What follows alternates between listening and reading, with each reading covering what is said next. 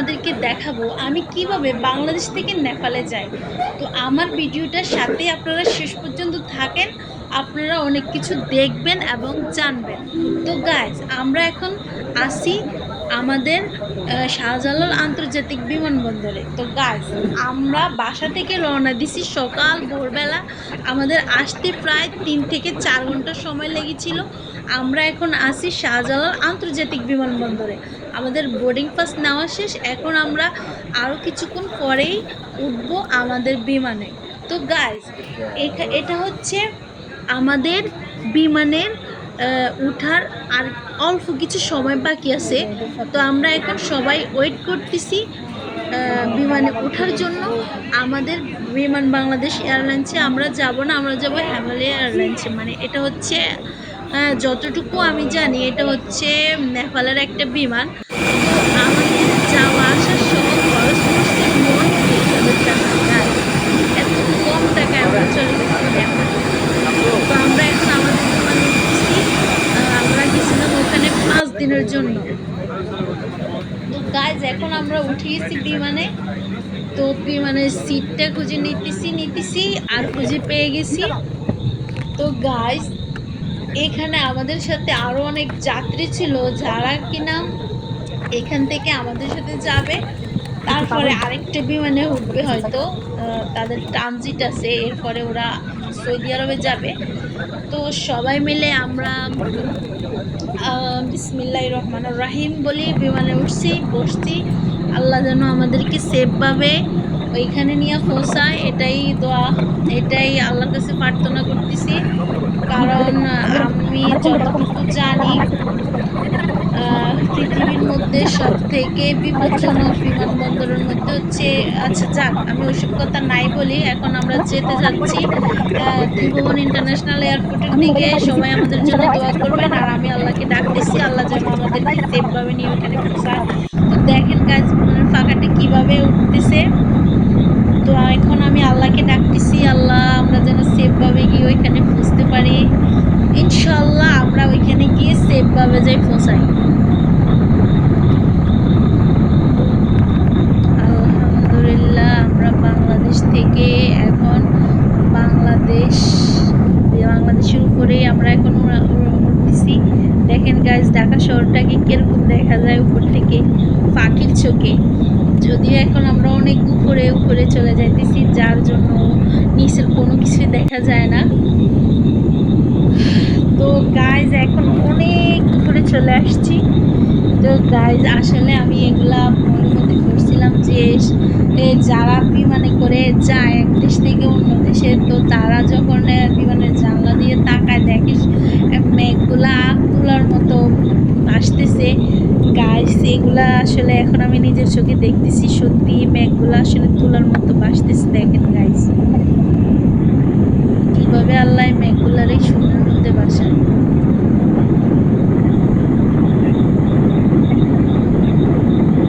তো এখন আমার একটা গজলের কথা মনে পড়ে, যদিও আমি এখন বলবো না গজলটা। শূন্যের মাঝে কেমন করে বাসাও মেঘের কন্যা, একটা গজল আছে না? তো যারা যারা জানেন অবশ্যই কমেন্ট করবেন। এই গজলটা যদি আপনারা শুনতে চান অবশ্যই আমাকে কমেন্ট বক্সে কমেন্ট করে জানাবেন, আমি আপনাদেরকে অবশ্যই গজলটা শোনাবো। তো গাইজ, আকাশের মধ্যে মেঘগুলা কিভাবে ভাসতেছে দেখেন। আসলে অনেক মানুষ ঘুমাইতেছে, কেউ মোবাইল দেখতেছে, কেউ যে যার নিয়ে ব্যস্ত, কিন্তু আমি ব্যস্ত ওই যে শূন্যের মাঝে মেঘগুলা নিয়ে আমি ব্যস্ত। আমি এগুলো দেখতেছি আর ভিডিও করতেছি আর ভাবতেছি আল্লাহ কিভাবে শূন্যের মাঝে মেঘগুলারে বাসাইতেছে। আর আল্লাহকে মনে মনে ডাকতেছি আল্লাহ যেন আমরা সেফভাবে যাই, ত্রিভুবন ইন্টারন্যাশনাল এয়ারপোর্টে গিয়ে পৌঁছতে পারি। তো গাইস, আসলে যতক্ষণ আমি বিমানের সিটে বসেছিলাম ততক্ষণ আমি ভিডিও করতেছি আর আপনাদের জন্য ভিডিওগুলো রেডি করতেছি। দেখেন গাইস, এখানে আমাদেরকে দিচ্ছে একটা জুস, একটা পানির বোতল, একটা বিস্কিট আর একটা বাদাম। গাইস দেখেন, আমি যতটুকু মনে করতেছি এখন, কারণ আমরা শেষ বিকালে যখন আমরা বিমানে উঠছি, এখন হয়তো আমাদের বাংলাদেশের সন্ধ্যা হয়ে গেছে, আমরা অনেক উপরে আছি, যার জন্য হয়তো এখন আমরা সূর্য দেখতেছি। জানি না, আমার মনে হয় বড় স্পিডে চলে যাইতেছে মেঘের ভিতর দিয়া। তো আমি এখন আল্লাহকে ডাকতেছি, আল্লাহ আল্লাহ আল্লাহ আল্লাহ, শুধু আল্লাহকে ডাকতেছি। এই শূন্যের মাঝে আল্লাহ ছাড়া বাঁচার কেউ নাই। এই শূন্যের মাঝে আল্লাহ ছাড়া রক্ষা করার মতো কেউ নেই। আল্লাহ তুমি রক্ষা করো, আল্লাহ তুমি রক্ষা করো। শুধু আমি এগুলা আল্লাহকে ডাকতে ডাকতে ডাকতে ডাকতে তারপরে অন্ধকার শেষ হয়ে আলো আসি পড়ছে। তো আবার আল্লাহকে ডাকতেছি, আল্লাহ আল্লাহ আল্লাহ আল্লাহ, তারপরে আবার চলে আসছে এই পর্যন্ত এখানে। তো গাইজ দেখেন, এখনো আমরা দেখতেছি শূন্যের মাঝে মেঘগুলাকেই। তো আমরা আসলে ওইখানে যেতে যেতে আমাদের রাত হয়ে গেছে গাইজ। তারপরে আমরা এখনো আমরা আকাশেই উঠতেছি। তারপরে দেখেন গাইজ, আসলে আমি যতটুকু খেয়াল করছি শুধু মেঘগুলোর দিকে তাকাই তাকাই। তো গাইজ এগুলা দেখতে দেখতে আমরা এখন চলে আসছি ত্রিভুবন ইন্টারন্যাশনাল এয়ারপোর্টে। গাইজ আসলে ত্রিভুবন ইন্টারন্যাশনাল এয়ারপোর্টটা একটা ঝুঁকিপূর্ণ এয়ারপোর্ট, কারণ এখানে অনেকগুলো পাহাড় থাকার কারণে বিমান ল্যান্ড করতে অনেক সময় অনেক বিপদের সম্মুখীন হয়েছেও এর আগে হয়তো অনেকবার আমি শুনছি। তো এই জন্য আমি আল্লাহকে ডাকতেছি, আল্লাহ আল্লাহ, আমরা তো নেপালে চলে আসছি ত্রিভুবন ইন্টারন্যাশনাল এয়ারপোর্টে, আমরা যেন সেফভাবে আমরা যেন ল্যান্ড করতে পারি আমাদের বিমানটা। আমি আল্লাহকে ডাকতেছি। আর গাইজ দেখেন শহরটাকে কিরকম দেখা যাচ্ছে।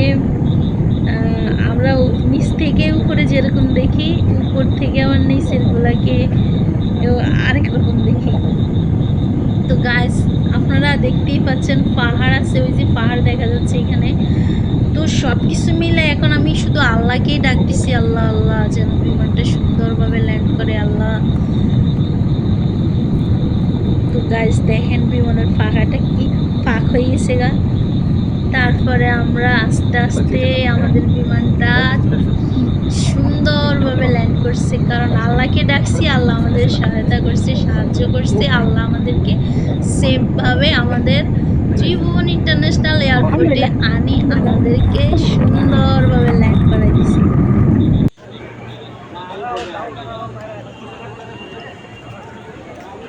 তো গাইজ সবাই আপনারা এই যে ভিডিওটা দেখতেছেন, এটা হচ্ছে একটা থামেলের ভিডিও। আমরা আসলে যখন আসছিলাম তখন আমরা থামেলে ছিলাম 2 দিন, তারপরে আমরা ফোকারাতে ছিলাম 2 দিন। থামেলে থাকার পরে আমরা ফোকারাতে ছিলাম। ফোকারাতে প্রায় 8 থেকে 10 ঘন্টা সময় লাগে ফোকারাতে যেতে থামেল থেকে। এটা হচ্ছে থামেলের একটা হোটেল। এই হোটেলের মধ্যেই আমি ছিলাম 2 রাতের জন্য। এটা আমার বাসা। তো গাইজ হোটেলটা অনেক ক্লিন ছিল। এখানে একটা বসার সোফা ছিল, একটা বেড ছিল, তারপরে একটা আলমারি ছিল জামা কাপড় রাখার জন্য। এই তো তারপরে ওয়াশরুম ছিল অনেক ক্লিন। এখানে একটা গরম পানির বোতল ছিল, আর একটা খাওয়ার পানির 2টা বোতল ছিল। তো 2টা বোতলে আমি সব খেয়ে শেষ করছি পানি, কারণ ওই পানিগুলোকে আমি হিট করছি, মানে গরম করে তারপরে ঠান্ডা করে খাইছি। তো গাইজ এই হোটেলটা আমার কাছে ভীষণ ভালো লেগেছিল, কারণ এই হোটেলটার ছিল অনেক ক্লিন, আর শোয়ার বেডটা ছিল অনেক আরামদায়ক। তো সকাল ভোরবেলা আমরা নাস্তা খাইছি। নাস্তা খাওয়া শেষ করার পরে আমরা আসলে আমার সাথে যারা ছিল ওরা নাস্তা করতেছে, আমার নাস্তা করা শেষ, আমি সকাল ভোরে শেষ করে আমি এই সুন্দর ভিউগুলো উপভোগ করতেছি আর সাথে ভিডিও করতেছি। দেখেন গাইজ কত সুন্দর। এই সৌন্দর্যগুলো যদি আপনারা দেখতে চান, অবশ্যই আপনাদেরকে বের হতে হবে। দেশের বাহিরের সৌন্দর্যগুলো দেখার জন্য অবশ্যই আপনাকে বের হতে হবে। তো গাইজ দেখেন ভিউগুলা। তো ওই দিন আমরা যারা ছিলাম ওইখানে সবাই মিলে আমরা এখানে একটা গাড়ি ভাড়া করছি। সারাদিন এখানে যে যত সৌন্দর্যগুলো আছিল, যত দর্শনীয় স্থান আছে সবগুলো আমরা দেখবো। তো আমরা ড্রাইভারকে বলে দিছি, উনি বলতেছি ঠিক আছে, তোমরা যদি এখানে আসলে অনেক সুন্দর সুন্দর দর্শনীয় স্থান আছে, কিন্তু তোমরা যদি এক জায়গা দেখতে দেখতে অনেক সময় শেষ করো তাহলে বাকিগুলো দেখতে পারবে না। তো আমরা বলছি ঠিক আছে, না আমরা বেশি সময় নষ্ট করবো না, আমরা সবকিছু একটু দেখে দেখে আবার চলে আসবো। বলছে ঠিক আছে। তো আমাদের জন্য অপেক্ষা করছিল, আমরা সবগুলো দেখছি। তো গাইড এখন আমরা চলে যাচ্ছি একটা দর্শনীয় স্থান দেখতে। যদিও ওইখানে যে কাজগুলা করতেছি ওগুলো এখনো হয় নাই, অনেকগুলো বাকি আছে কাজ। তো আমরা আসলে আমাদের দেশ থেকে যখন ওইখানে গেছিলাম, ওইখানে ঘর বাড়ি মানুষ ভাষা সবকিছু আসলে ভিন্ন, ভাষা ভিন্ন, খাবার দাবার ভিন্ন, মানুষ ভিন্ন, সবকিছু আলাদা আলাদা। তো এই সব নতুন কিছুর সাথে আসলে পরিচিত হতে আমার সুন্দর লাগছে। নতুন কিছু দেখছি, নতুন কিছু জানলাম, নতুন কিছু শিখলাম। তো গাইজ এখানে আসলে এই দেশটা পাহাড়, যেই দিকে তাকাই শুধু পাহাড় আর পাহাড়। তো গাইজ আমরা আসলে এখানে যাওয়ার পরে কুয়াশার জন্য কোনো কিছু আসলে অত ভালো করে দেখা যায় না। তো আমরা সকাল ভোরবেলায় আসছিলাম, কারণ আমরা সারাদিন এখানে যত সৌন্দর্য আছে, যত দর্শনীয় স্থান আছে সবগুলো দেখতে। তো আমরা চলে যাচ্ছি এখন একটা জায়গা দেখার জন্য। ওই জায়গাটা কিন্তু গাইজ সকাল ভোরবেলা আমরা আসছি, আরেক দিকে ঠান্ডা কুয়াশা সবকিছু মিলে দূরের ভিউগুলা আমিও দেখতে পারি নাই, আপনাদেরকেও দেখাইতে পারি নাই। তো গাইজ সেজন্য আমি অনেক দুঃখিত, আমার কিচ্ছু করার নাই। তো আমরা এখন এখানে আসছি, এখানে অনেকগুলো সিঁড়ি বেয়ে বেয়ে উপরে উঠতে হয়। আসলে উঠতে উঠতে আমার পা ব্যথা করছে। তো এই ব্যথাকে আমি কিছু মনে করি না, কারণ আমার দেখার অনেক তীব্র ইচ্ছা, যার কারণে এগুলো আমার কাছে কোনো ব্যাপারই না। আমি উঠছি, ওইখানে ওঠার পরে অনেক সুন্দর দেখছি, অনেক অনেক অনেক কিছু আবার দেখি নাই, কারণ কুয়াশা ছিল তখন, যার কারণে আমি অনেক সৌন্দর্যগুলা দেখতে পারি নাই। এখানে আছে আরেকটা কেবল কার, যদিও আমাদের হাতে কম সময় থাকার কারণে আমরা কেবল কারে উঠতে পারি নাই। যদি আমাদের হাতে আরেকটু সময় থাকতো আমরা অবশ্যই কেবল কারে উঠতাম। গাইজ এদিকে আমাদের ড্রাইভার আমাদের জন্য অপেক্ষা করতেছে, আমরা চলে আসছি। দেখা শেষ করে আসলে এখানে আরো অনেক কিছু আমরা দেখছি, ওইগুলো আমি ভিডিও করতে পারি নাই, কারণ সবগুলো ভিডিও করতে করতে আমার মনে জায়গা হবে না, তাই আমি সবগুলো ভিডিও করতে পারি নাই। তো গাইজ এখানে তো আপনারা জানেন না, আমরা গাড়ির মধ্যে কত সুন্দর একটা গান চালাইছি, মিউজিক চালাইছি, কিন্তু আপনারা তো ওইগুলো শোনেন না, কারণ আমি ওইগুলা পোস্ট করে রাখছি, এই জন্য আপনারা দেখবেন না, শুনবেন না। তো গাইজ এখানে আসলে রাস্তার ভিউগুলা সুন্দর, রাস্তার আশেপাশের ভিউগুলা অনেক সুন্দর। এইখানের বাসাগুলো আসলে আমার মুখ দিয়ে বের হয় না, বাসাগুলো আসলে হিন্দি ভাষার মতো অনেকটা। তো আমি আসলে বাসাগুলো অল্প অল্প পারি, বেশি একটা পারি না। তারপরে ওইখানে আসলে শীতের জামা কাপড় আছে, কিন্তু বাংলাদেশের মতোই, কিন্তু বাংলাদেশ থেকে একটু বেশি দাম ওইখানে। তো আপনারা যারা যারা ওইখানে যাবেন অবশ্যই শীতের জামা কাপড় নিয়ে যাবেন, কারণ অনেক ঠান্ডা। আমাদের দেশেও তখন ঠান্ডা ছিল, ওইখানেও ঠান্ডা ছিল ওই সময় আসলে।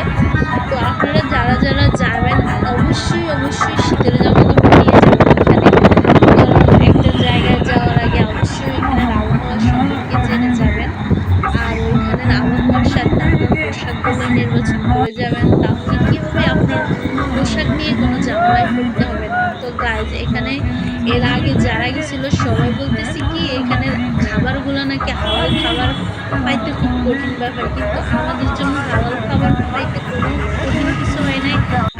আমরা যেখানে ছিলাম ওইখানের পাশে ছিল একটা হালাল রেস্টুরেন্ট, আমরা ওখানে খাওয়া দাওয়া করছি স্বাচ্ছন্দ্যভাবে, আমাদের কোনো সমস্যা হয় না। আমরা মানুষের বস্তু দিয়ে ভাত খাইছি। তারপরে একদম আমাদের বাংলাদেশি খাবার মতো আরেকটা রেস্টুরেন্ট আছে, ওটা আমাদের বাংলাদেশেরই রেস্টুরেন্ট।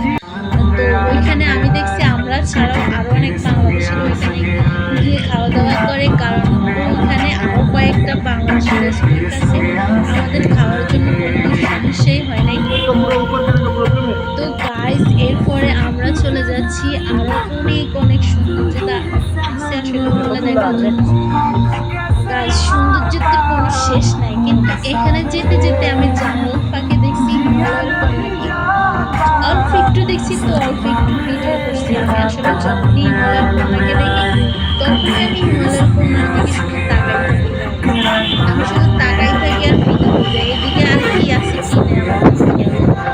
আল্লাহর সৃষ্টি যে কত সুন্দর হয়, আপনারা যদি ট্রাভেল না করেন তাহলে কখনোই দেখতে পাবেন না। তো আপনারা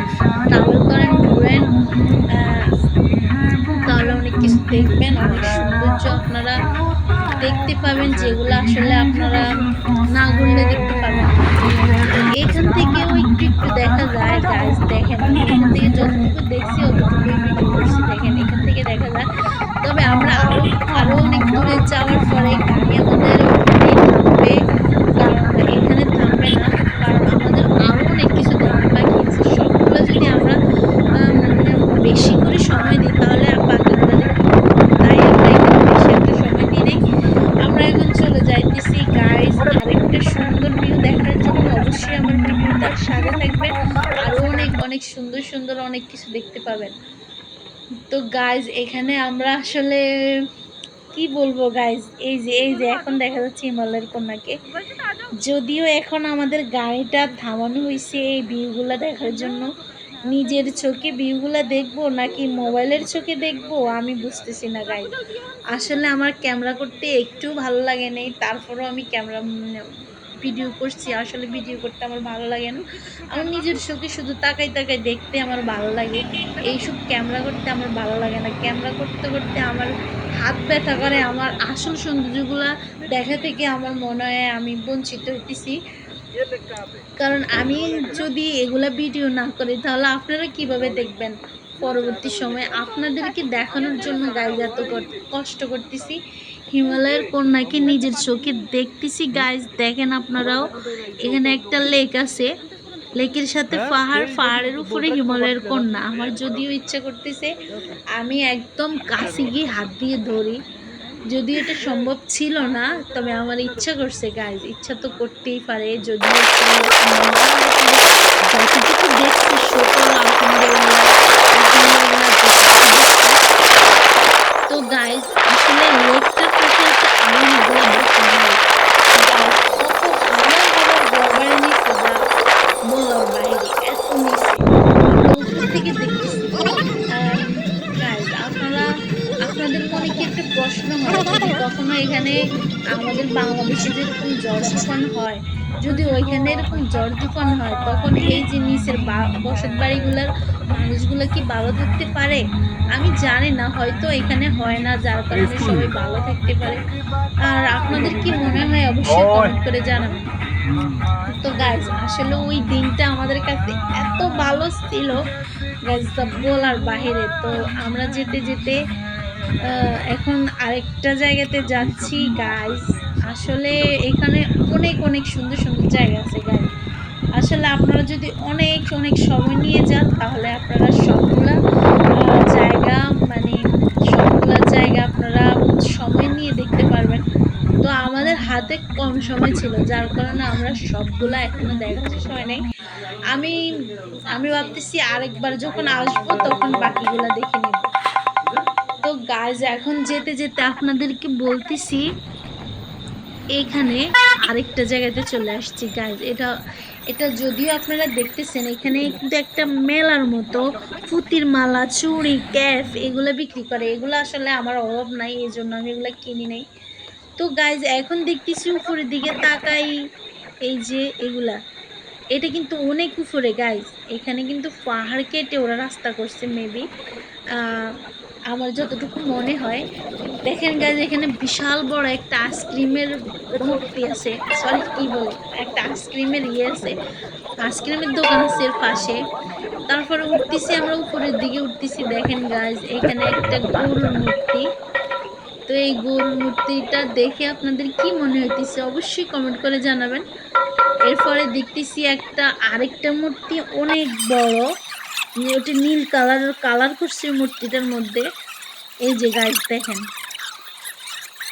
তো এখানে আসলে ওরা ওদের ওদের এগুলা। তো আমি আসলে ওইখানে আর যাই নাই। তারপরে আমি এইগুলা, এখানে অনেক মানুষ সবাই ভিডিও করতেছে, ছবি তুলতেছে।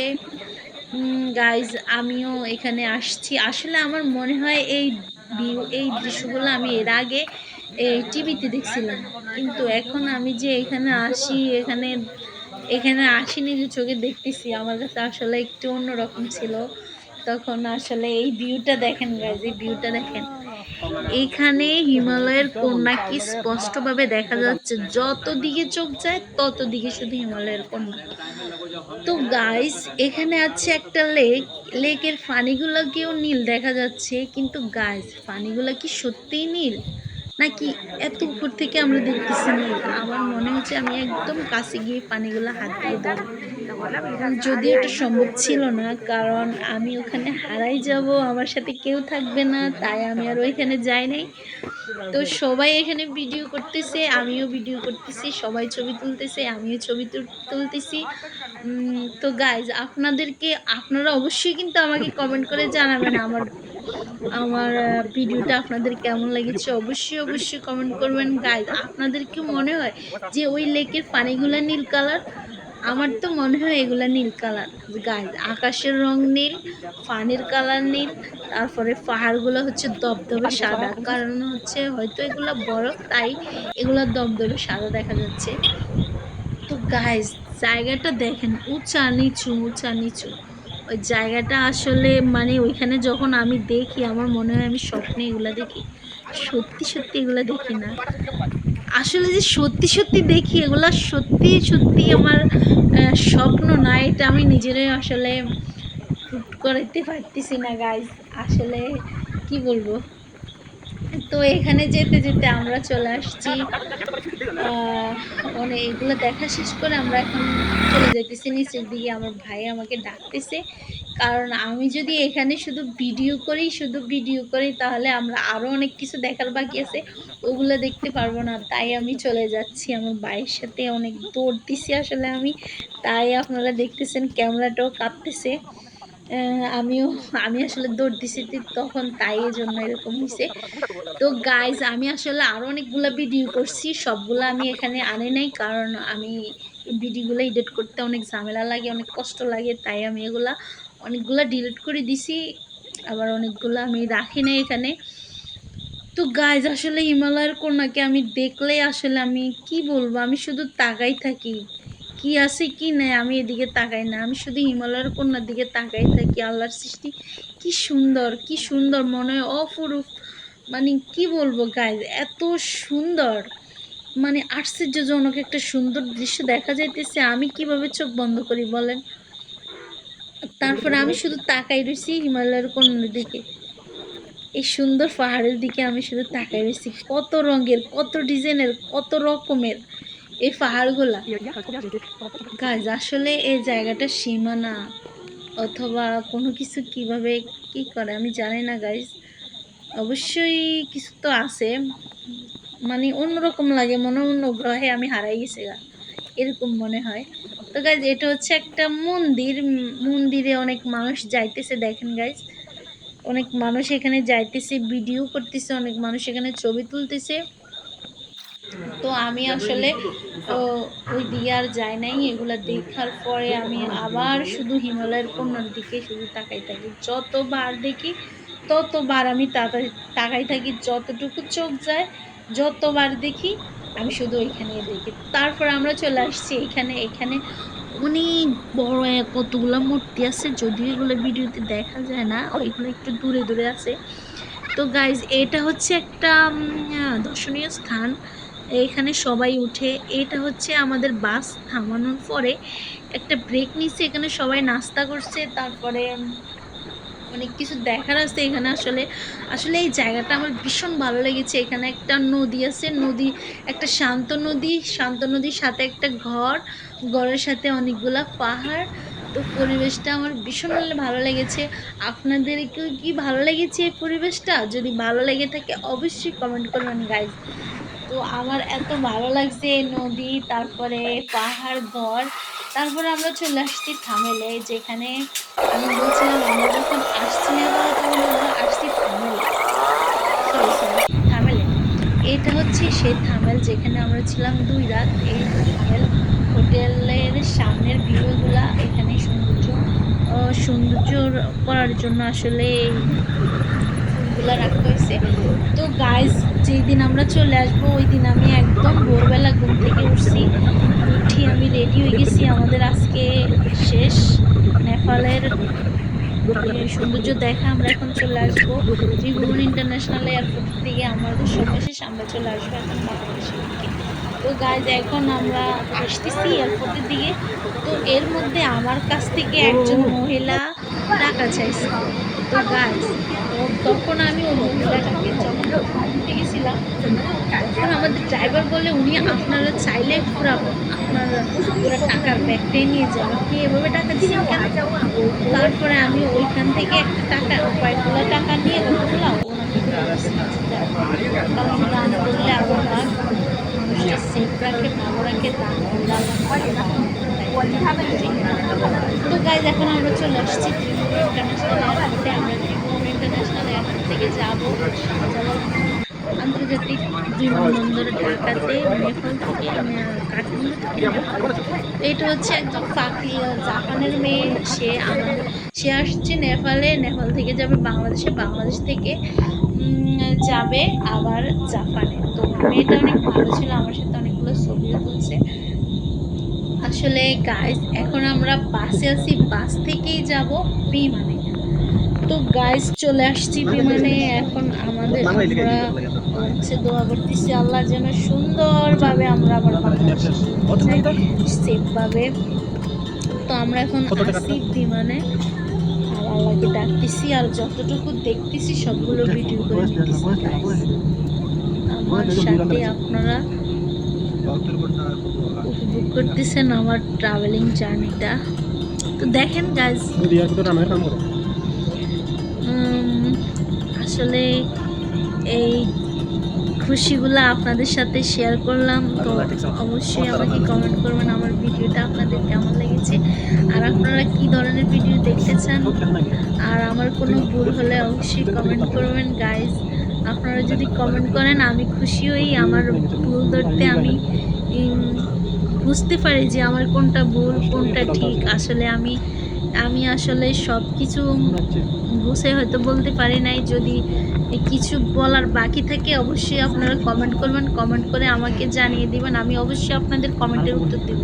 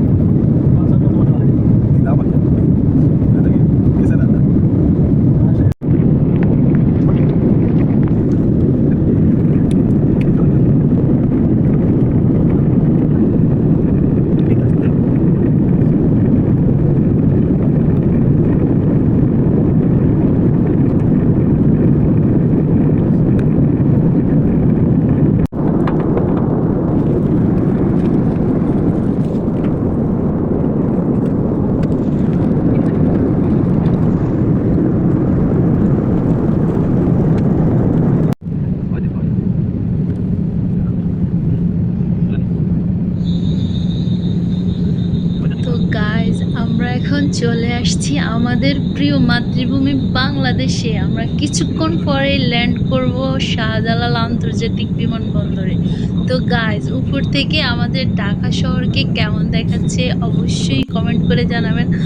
আমার কাছে তো মানে স্বপ্নের মতো লাগতেছে সব কিছু, কারণ আমার কাছে অন্যরকম লাগতেছে। দেখেন গাইজ উপর থেকে নিচের ভিউগুলো কেমন লাগছে অবশ্যই কমেন্ট করে জানাবেন।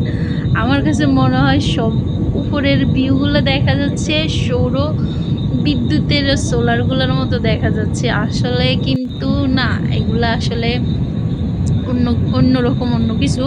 তো গাইজ এখন আমরা চলে আসছি ঢাকাতে। তো ঢাকা থেকে আমাদের ঢাকা শহরগুলোকে আমাদের বিমান থেকে কীরকম দেখা যাচ্ছে অবশ্যই কমেন্ট করে জানাবেন গাইজ। আমরা এখন আস্তে আস্তে চলে আসছি আমাদের আন্তর্জাতিক বিমানবন্দরে। এখন আমরা কিছুক্ষণ পর পরেই ল্যান্ড করব শাহজালাল আন্তর্জাতিক বিমানবন্দরে। তো গাইস দেখেন ভিউগুলা, আসলে আমার কাছে ভীষণই ভালো লাগছে। এখন আমি কই আরো আস্তে বিমানটা আরো আস্তে যেন যায়, আমি এই সুন্দরগুলো শেষ করতে চাই না এত তাড়াতাড়ি। গাইস ল্যান্ড করে ফেলছে, তো আরো কিছুক্ষণ পরেই আমাদের একদম বিমান থেমে যাবে, আরো কিছুক্ষণ পরে। দেখেন গাইস, তো গাইস আস্তে আস্তে আলহামদুলিল্লাহ আলহামদুলিল্লাহ আমরা সেফভাবে চলে আসছি আমাদের প্রিয় মাতৃভূমি বাংলাদেশে। আল্লাহ পাক আমাদেরকে ওইখানেও সেফভাবে নিছে, এখানেও সেফভাবে নিয়ে আসছে। আলহামদুলিল্লাহ, আল্লাহর কাছে অসংখ্য শুকর। আল্লাহ আমাদেরকে সুন্দরভাবে বাংলাদেশে নিয়ে আসছে আবার। তো গাইজ আসলে আমার এই জার্নিটা আমার কাছে কত ভালো লাগছে যে আমি বলার বাহিরে। তো গাইজ এর আগেও আমি সৌদি আরবে গেছিলাম, এটা হচ্ছে আমার সেকেন্ড জার্নি। ইন্টারন্যাশনাল জার্নিগুলোর মধ্যে এটা হচ্ছে আমার সেকেন্ড জার্নি। এর আগে ফার্স্ট জার্নি ছিল আমার সৌদি আরবে। তো সৌদি আরবিয়া ওইখানে আমার ফার্স্ট জার্নি ছিল, সেটা আমার আরও খুশি ছিল, এর থেকেও আরও অনেক বেশি খুশি ছিল ওইখানে। তো ওই ভিডিওগুলো আমি আসলে সবগুলো শেয়ার করি নাই আপনাদের সাথে, এটাই ফার্স্ট শেয়ার করছি আপনাদের সাথে। তো গাইস শেষ পর্যন্ত আমার ভিডিওটা দেখার জন্য আপনাদেরকে অসংখ্য অসংখ্য ধন্যবাদ। তো গাইস দেখেন আমাদের বিমানবন্দর, যদিও এগুলা সবসময় মানে যারা আমাদেরকে রিসিভ করতে আসে তারা তো এই সবগুলো দেখে না, আমরা যতগুলো দেখি। তো পরে আমি চলে আসছি আমার প্রিয় মাতৃভূমি বাংলাদেশে। তো আসার পরে আলহামদুলিল্লাহ মনে হয় আমি আবার আমার মায়ের কোলে চলে আসছি।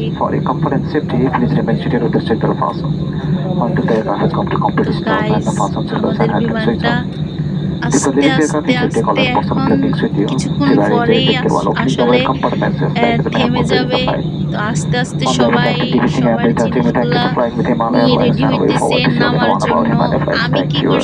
আমি কি করছি শুধু বিমানের জানালা দিয়ে শুধু ভিডিও করছি, আমি কিচ্ছু রেডি হই নাই। আমি ভাবতেছি আমি তাড়াহুড়া করবো না, আমি আস্তে আস্তে নামবো। তো তাই আমি শেষ পর্যন্ত যতক্ষণ পর্যন্ত বিমান থামে ততক্ষণ পর্যন্ত আমি ভিডিও করতেছি, আর সবাই এদিকে রেডি হইতেছে।